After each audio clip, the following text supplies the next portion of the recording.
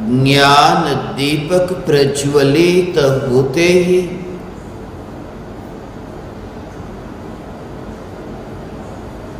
नए और पुराने के भेद से पार होता है। न्यायिक ध्रुव के आश्रय से पर्याय के प्रवाह को न्यायिक के पड़ोस में पाता है। और जब यह निर्णय हुआ, यह अनुभव हुआ कि मैं न्यायिक देव हूं, तब फिर पर्याय का प्रवाह जो पड़ोस में बहता है, यह पर्याय का परिणमन होता है। उस पर्याय की दौड़ क्यों रहे? इसलिए पहले धन की और दौड़ थी अज्ञानी की, और फिर ध्यान की और दौड़ शुरू हुई। जब तक धन नहीं मिलता था, अनंत आकुलता होती थी। अब शिकायत करता है कि आत्मा का ध्यान नहीं होता, अनंत आकुलता होती है। पड़ोस में जो बहता है उसकी चिंता और न्यायिक का जोर नहीं। अनंत पर्याय के प्रवाह में जिसने ध्रुव न्यायिक देव को न्यारा देखा है, फिर वह पर्याय की फिक्र क्यों करे? मगर अज्ञानी ने देखा नहीं, इसलिए फिक्र होती है। फिर भी अज्ञानी तत्व विचार से गुरु की इस पुकार को सुनकर, आगम के अध्यात्म के वचनों को पढ़कर भीतर में ये तत्व विचार तो कर सकता है। ये हर समय अनुभव में आने वाला कि पल पल पलटते हैं ये परमात्मा के परिणाम। मगर परिणाम को जानने वाला भी जो है, वह भी तो एक परिणाम है। आज तक परिणाम से परिणाम को जानने का प्रयास किया, मगर परिणाम से न्यायिक को न जाना। न्यायिक को जानने का कार्य भी परिणाम में होगा, भाव में होगा, पर्याय में होगा। मगर पर्याय में पर्याय को ही जाना, पर्याय में द्रव्य को न जाना, ये अहोभाव न आया। और अहोभाव के बिना न्यायिक की अनुभूति संभव नहीं। इतना अहोभाव आए कि जहां जगत का कोई भी परद्रव्य उसकी चिंता न हो, उसका विकल्प न हो। मनुष्य जीवन की अनित्यता की असारता के बोध के बल पर न्यायिक का लक्ष्य क्षणभंगुरता के बोध से त्रिकाल न्यायिक की ऐसी पकड़, सब जानता है क्षणिक पलटते इस जगत के परिणाम को, मगर फिक्र नहीं करता। तुम चिंता करते हो कि मैं न्यायिक में लीन हो, तो फिर इस देह का क्या? क्योंकि देह से ही तो पहचान मानी है। मगर गहराई में जाकर कभी तुमने ये तत्व विचार किया, बस यही कि परमाणु मेरी पहचान नहीं। फिर वे परमाणु किस रूप में है, किस आकार में है, किस रंग के है, किस अवस्था में है, उस पर जोर नहीं। सिर्फ परमाणु मेरी पहचान नहीं। और ये कौन जान रहा है कि परमाणु मेरी पहचान नहीं?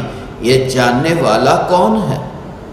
परमाणु स्वयं तो ये जानते नहीं है कि मैं परमाणु नहीं हूं। परमाणु का ज्ञान जिसे हो रहा है, यह तो ज्ञान में यह प्रतिबिंबित हो रहा है। जिसने भीतर में अंतर में डुबकी लगा करके इस सत्य को जाना है, वह फिक्र नहीं करता, क्योंकि उसने देखा।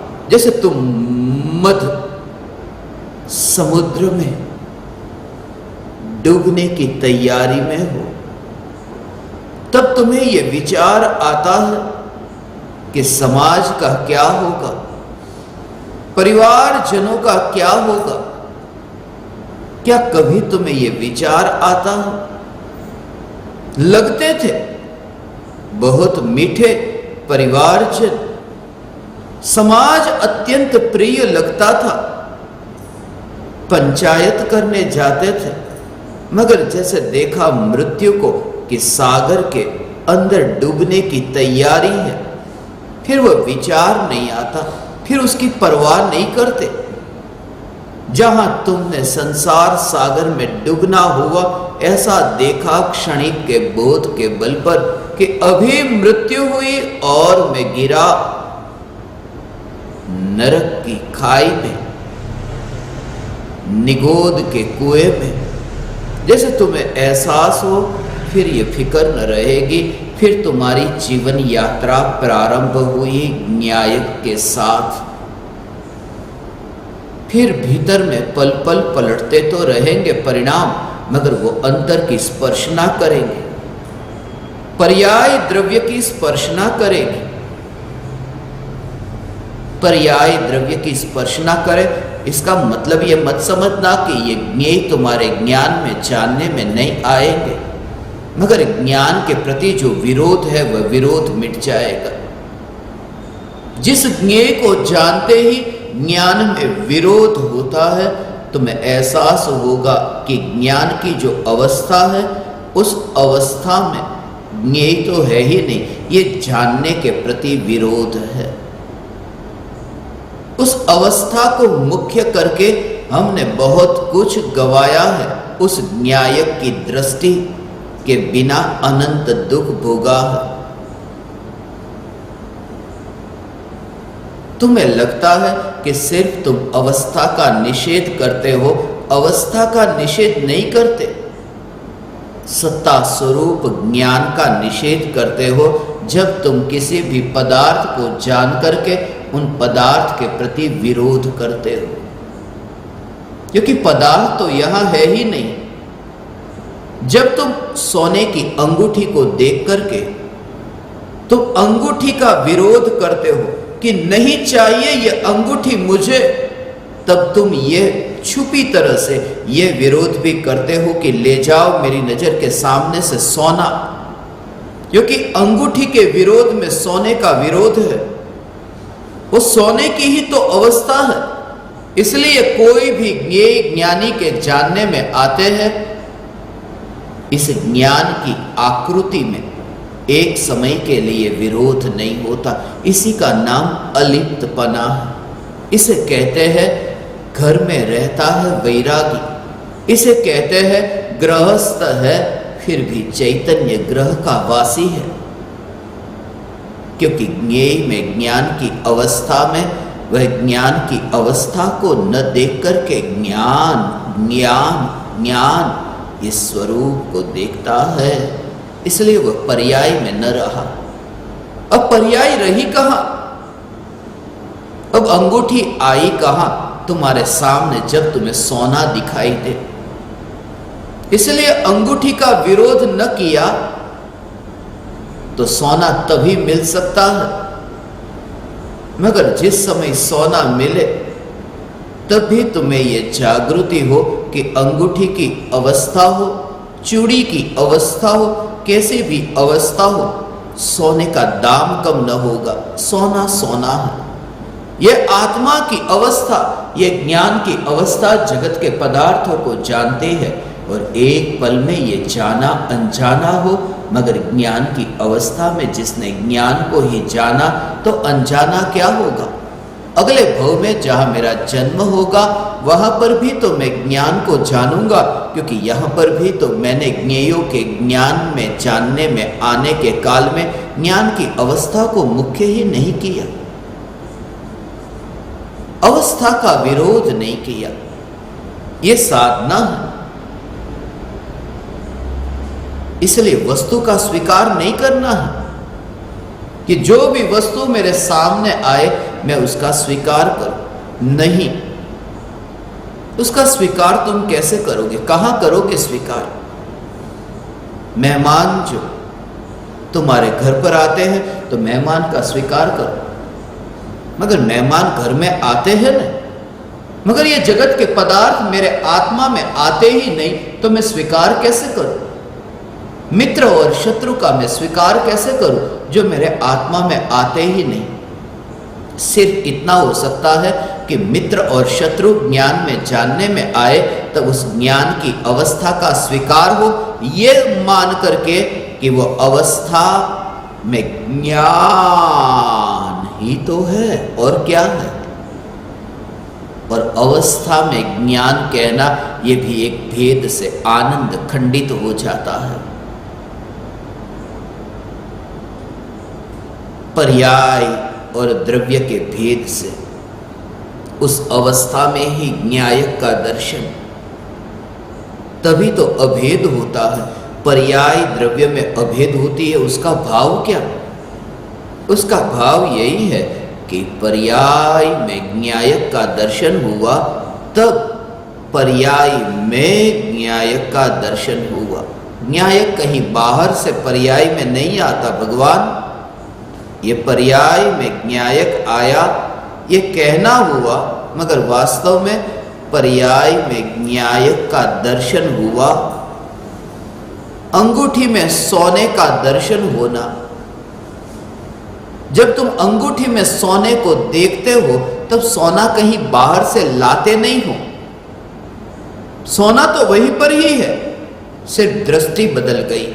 इसलिए न्यायक को, भगवान आत्मा को जानने के लिए भगवान आत्मा को कहीं बाहर से उठा करके पर्याय में लाना नहीं है, सिर्फ ज्ञान के परिणमन में वो जो विशेष आकार तैयार हो रहा है प्रति समय, उसमें ही स्वरूप को देखना है, ज्ञान को देखना है। ये ज्ञान का दर्शन,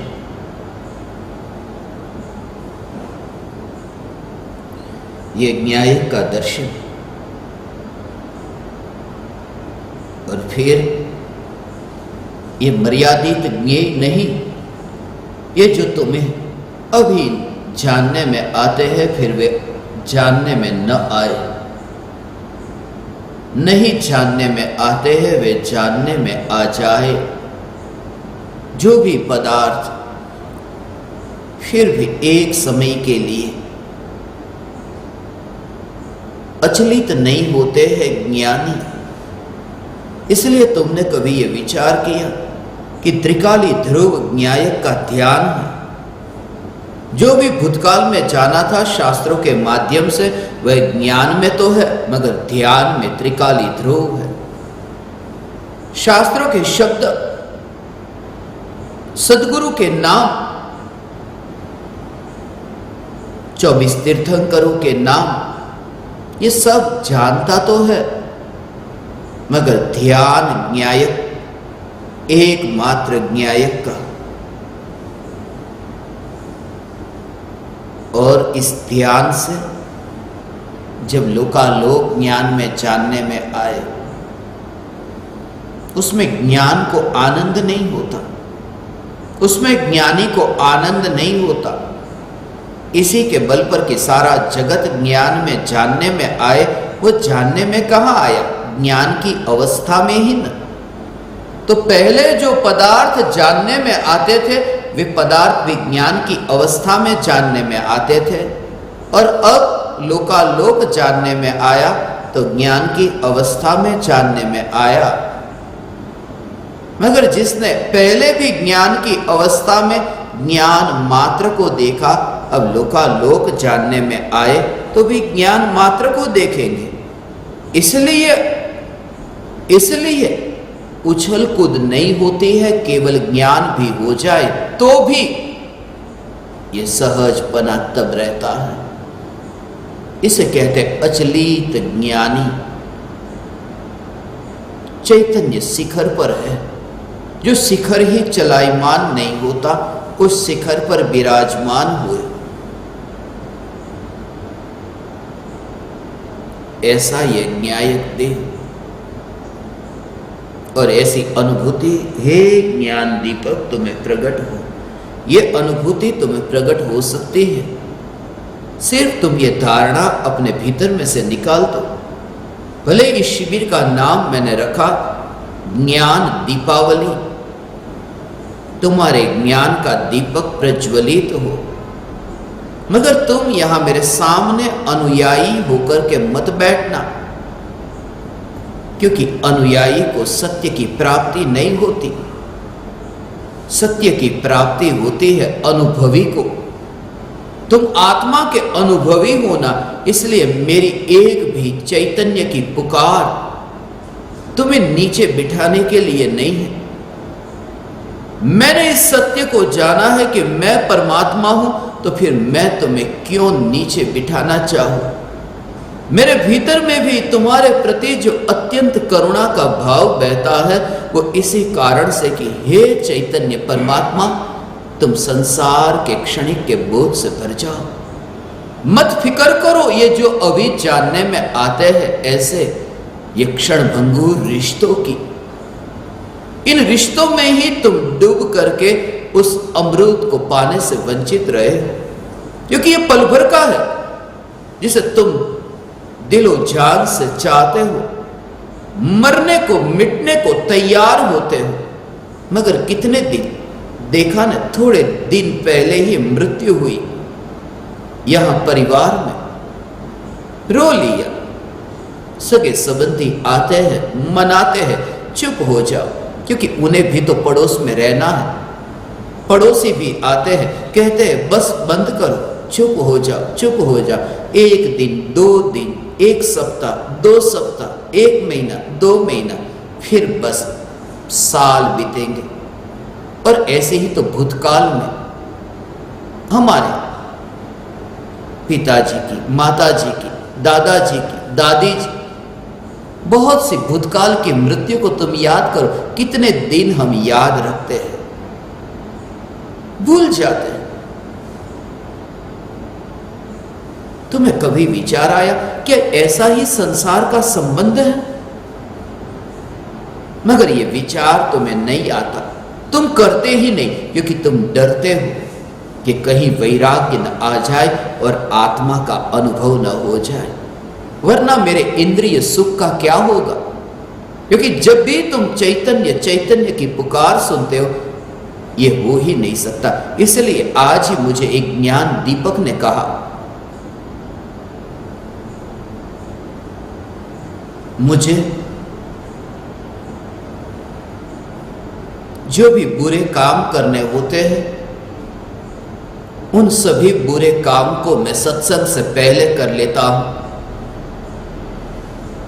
सत्संग प्रारंभ होने से पहले